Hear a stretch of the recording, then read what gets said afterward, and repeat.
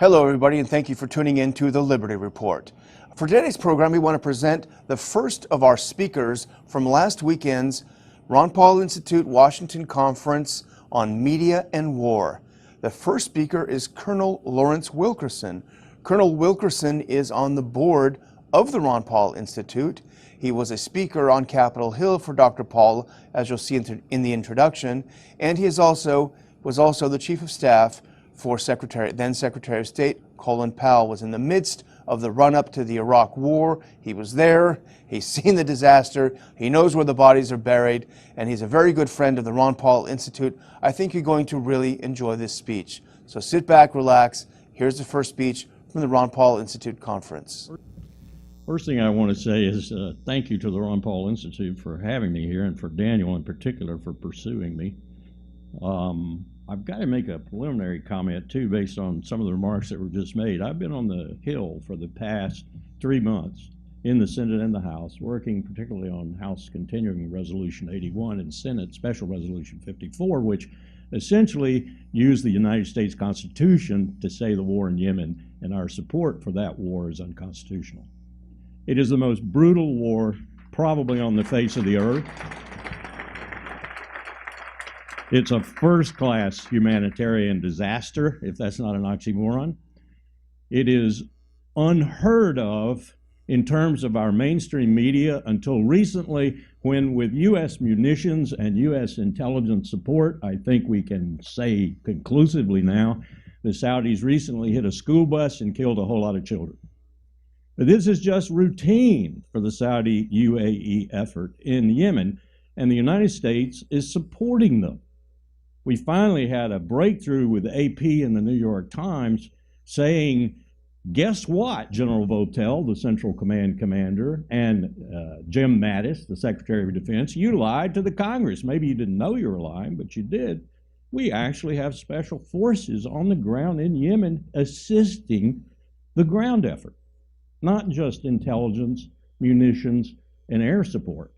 This is a horrible thing we're doing, and I think the momentum is finally building on the Hill to where we're going to have enough senators and enough representatives who are going to push us out of that war, but it's late. It's very late.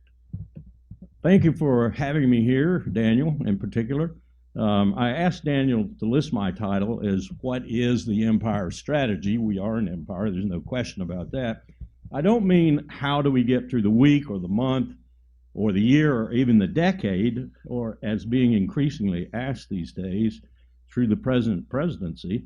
These are not unimportant matters, but without some sort of strategic umbrella under which to operate, even good answers to these short-term issues might not be the best answers for the long term. For example, drilling for oil or mining for copper in pristine Alaskan environments might seem a positive, profitable activity for the short term, and I've had people tell me that both of those actions are. But if it's in the Arctic National Wildlife Refuge or it's Pebble Mine in Bristol Bay, where I have fished for salmon and where one of the largest, if not the largest, salmon locations on the face of the earth still exists, still perseveres, then it might not be the best long-term decision. In the long term, such exploitation might prove highly negative for a major ecosystem, as well as for a whole lot of people who depend on the present circumstances. Moreover, it might well prove extremely negative with regard to the planet's capacity to continue to absorb humanity's assault upon it, with some major repercussions. Let me tell you that I belong to a group called the Climate and Security Working Group. I've belonged to it for some years now. It is mostly retired and active duty civilian and uniformed DOD and Homeland Security. We are pressed right now with one issue: sea rise. In Charleston, in Norfolk, in Mayport, in Miami, in Houston, in New Orleans, Pascagoula, and other places in this country, the DOD, with your tax dollars, is going to have to spend $80 to $100 billion probably just in the next 20 to 30 years to adapt to the sea rise. It's coming up so fast. It's coming up much faster than the computer models have told us it is going to come up, and it is destroying or potentially destroying a lot of coastal military facilities. So DOD is the lead entity in the federal bureaucracy right now in trying to combat this claim. Secretary Mattis, to his credit, actually left this in his national military strategy when the rest of the American government essentially was ordered not to think about it. But a national strategy for the long term, whether in war or peace, is a true strategy. It's what some have called grand strategy. For example, the World War II grand strategy of being the arsenal of democracy and using our unprecedented and pent-up industrial capacity, pent up because of the Depression, of course, to outfit not only our own armies, but those of Britain, Free France, Free Poland, and the Soviet Union, and others, succeeded in winning a two-ocean war against the powerful empires of Germany and Japan. And almost immediately, by the way, Stalingrad and Paulus's Sixth Army, the Nazi army that penetrated the Soviet Union the deepest, Stalingrad would never have happened had it not been for that line of communications that we opened from Bandar Abbas in Iran all the way up into the southern belly of the Soviet Union and supplied the Soviet armies with trucks, artillery, guns, ammunition, you name it. They never would have stood the Nazi onslaught in Stalingrad without our logistic help.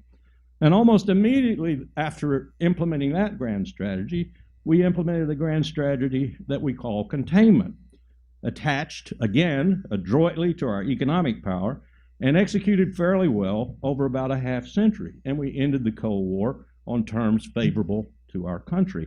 But since that war's end, and particularly since the majorly destabilizing terrorist attacks of September 11, 2001, the U.S. has had no strategy, certainly no grand strategy, nada, zilch, nothing. And as King Lear said to his daughter Cornelia, nothing will come of nothing.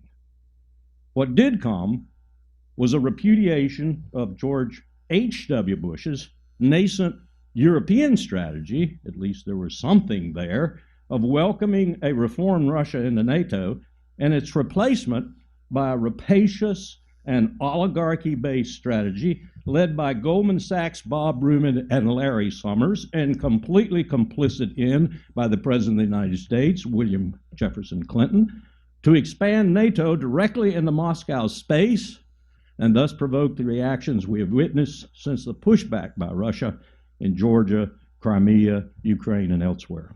Then came George W. Bush, my president, who said he wanted to establish in the world a balance of power that favored freedom. Michael Gerson alliteration notwithstanding, he forgot to consider his Machiavellian vice president, Richard Cheney. Along came the terrorist attacks of 2001, and Cheney took over. His strategy, I'm loath to call it a strategy, was not only foolhardy, but potently destructive of what remained of American credibility. In the first place, to make war on a methodological phenomenon, terror, is about as stupid as making war on a human addiction, like drugs, or a human condition, like poverty. Unless, of course, you want the war to last forever and cost zillions, because you can never win. Takes me back to 1989, Lieutenant Colonel, fresh caught by Colin Powell, joining him at Forces Command at Fort McPherson in Atlanta, Georgia. Powell is waxing euphoric in his office one morning. Remember, I'm fresh caught. I can't be too brazen. I say, "What's got you excited, boss?" He says, "Well, we're getting ready to enter the drug war. We're going to fulfill Ronald Reagan." He was Ronald Reagan's sixth and final national security advisor just before this, you'll recall. We're going to fulfill Ronald Reagan and now H.W. Bush's desire to have the military participate in the drug war. I said, "General, why would the military ever want to participate in a war it can't win?" He looked at me with some incredulity on his face, and I realized I'd overstepped my bounds, and I shut up. Nonetheless, I made my point. Today, I won't pretend that in my allotted 20 minutes I can delineate a grand strategy to you. Unless I seem too praiseworthy of our past, let me offer a caveat for the past half century as well, because it's a period that Donald Trump in particular seems to yearn for. Here I'm quoting from a Cato Institute piece of June the 5th of this year, in which Patrick Porter writes, quote, "While liberalism and liberal projects existed, such, quote, order unquote, as existed rested on the imperial prerogatives of a superpower that attempted to impose that order by stepping outside rules and accommodating illiberal forces. And some of the most doctrinaire liberal projects produced illiberal results, end of quote, such as interventions in Africa, Southeast Asia, my war, Vietnam, Central America, Iran, Afghanistan, Iraq, Libya, Syria, and we could probably go on. Porter goes on to conclude that the United States needs, quote, to appraise its grand strategy in order to bring its power and commitments into balance, unquote. Now, you might have gleaned my difference with Porter is this. Since 1993, what grand strategy, pray tell? Let me start with the most important parts of such a strategy and briefly make some key points about ways, means, and ends. The ways, of course, are the methods to be used to execute the strategy. The means are the resources we possess to be applied to that execution, and the ends are, of course, what we want to achieve.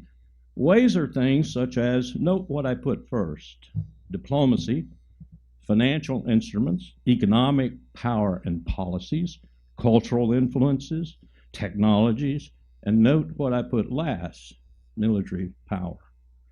Means are money and people, basically. Ends are what the devil do we want to do in the world, at home and abroad. And increasingly, you cannot decouple the two environments. The idea, for example, that politics or foreign policy should stop at the water's edge is utter nonsense, particularly in a democracy, as letters from members of Congress to foreign leaders clearly indicate. And such affairs does not start with Tom Cotton and his gang of morons. Most of my over 500 students on 2 campuses over the past 13 years, incidentally echoing what Ron Paul said last night, they're the only thing that give me hope for the future is these young people who have studied every post-World War II president from Truman to Trump. They will tell you that domestic politics influence national security decision-making almost as much as any other aspect of that decision-making. And in some specific cases, like President Johnson making the decision in 1965 to escalate in Vietnam, influence it overwhelmingly. And all one need look to for awesome proof of that today is our president and what is his strategy. As Germany's foreign minister said, rather laconically, when Trump violated the Joint Comprehensive Plan of Action, the nuclear agreement with Iran, he did it based on domestic politics, pure and simple. Anyone with half a brain knows he did. But back to our grand strategy.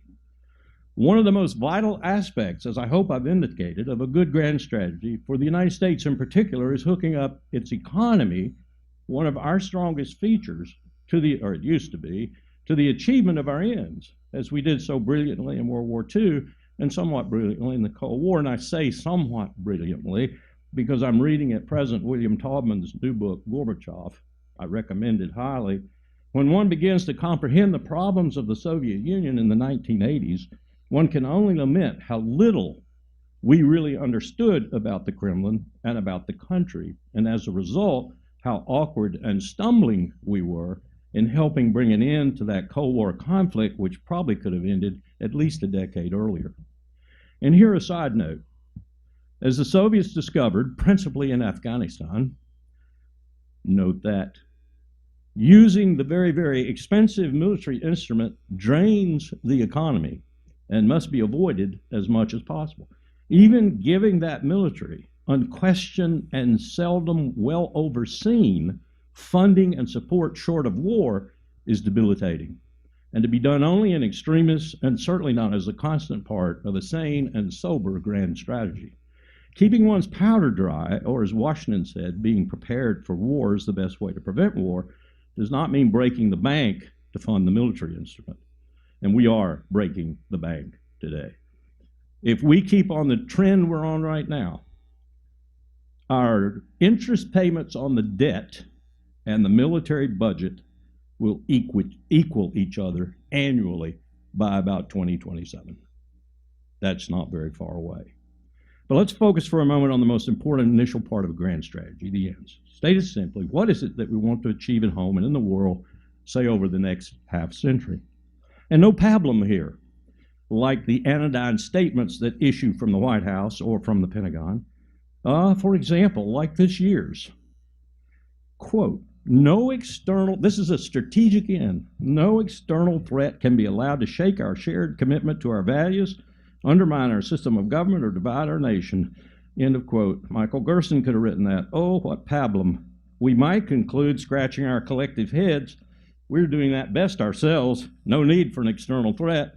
But look at that statement from a general perspective of helpfulness in delineating a grand strategy. It's useless.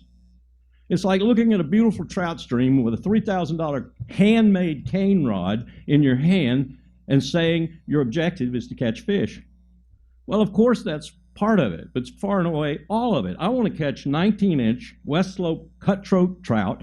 I want to catch them on dry flies during a magnificent hatch of caddis and blue wing olives. And I want to catch them on a tumbling, icily cold, crystal clear stream high in the Bitterroot Mountains with only the silent sound of my superbly balanced cane rod delivered fly gently touching the water. And no other humans around to disturb that idyll, and perhaps with an elk standing downstream watching me warily. In short, a grand strategy needs specificity. It needs granular details. FDR hired the dollar men, some of America's most brilliant industrialists, to put together the linkage between America's awesome but then latent productive capacity and the urgent needs of a global war. These men did the details, and if you know anything about that time, you know they did the details. Extraordinarily did the details. Ain't nobody, man or woman, doing the details for anything today, except on a select basis for extremely narrow interests with little national payback and lots of national debt, harm, and injury, and reporting in the mainstream media that it's all copacetic and wonderful. Or it's terrible if it happens to be Kim Kardashian's ass and it's not looking well that day. As an example, let's take the Middle East for a moment. And I'm taking that region for a reason. Because regardless of how many times Trump, Bolton, or Mattis, or anyone else, says the Indian Pacific is the new U.S. strategic emphasis, which they've said repeatedly, we cannot escape the fact that the majority of our time, effort, and military might is in the Middle East. What should a presidential administration declare to the American people as our strategic end for that region? Let me take a shot at it. Here's what I suggest. That the oil from its producing countries flows constantly at a consistent and affordable price to our friends and allies, and if necessary to ourselves. All this as we ready ourselves for a future without any oil whatsoever.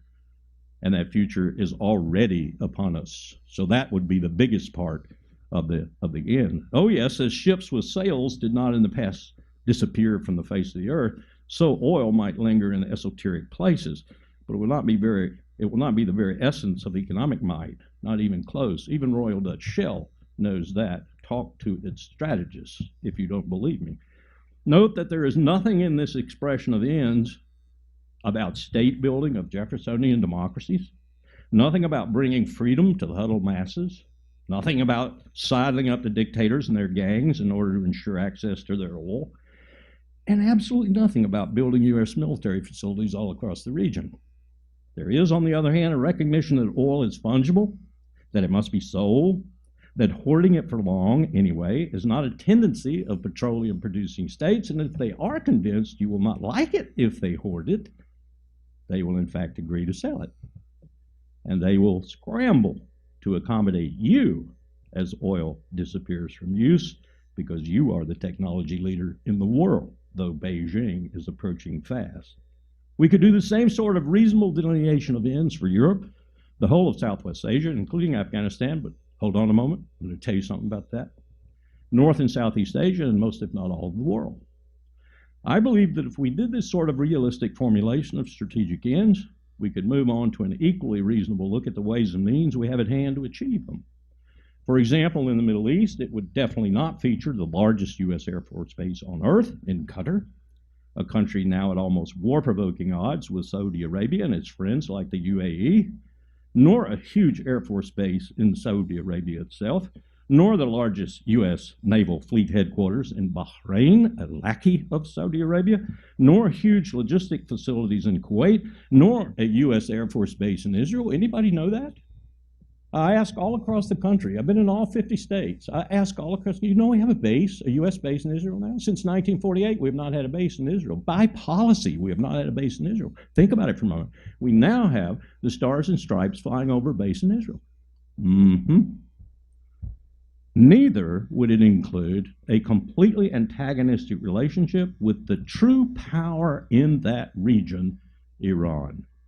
Now, as I intimated, Afghanistan is an altogether different matter. That country demonstrates the danger of having a president who is only interested in domestic politics. Into that void comes the most powerful and most strategically oriented bureaucracy in our government, the one I spent 31 years in, the military. Here is what it has decided for Afghanistan. And I bet you don't know this either. We're in Afghanistan as we were in Germany post-World War II. That is, for at least a half a century. It has nothing to do with Kabul and state building, nothing to do with fighting the Taliban or proving that we can reconcile with the Taliban, and nothing to do with fighting any terrorist group.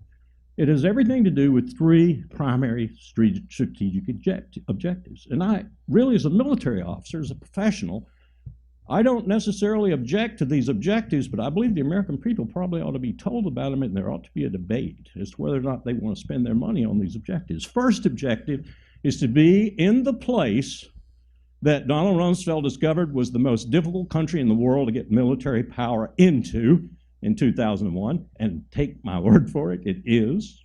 Look at it on a map and leave it there, because it is the only hard power the United States has that sits proximate to the Central Base Road Initiative of China that runs across Central Asia. If we had to impact that with military power, we are in position to do so in Afghanistan. Second reason we're there is because we're cheek and jowl with the potentially most unstable nuclear stockpile on the face of the earth in Pakistan. We want to be able to leap on that stockpile and stabilize it if necessary. And the third reason we're there is because there are 20 million Uyghurs, and they don't like Han Chinese in Xinjiang province in western China.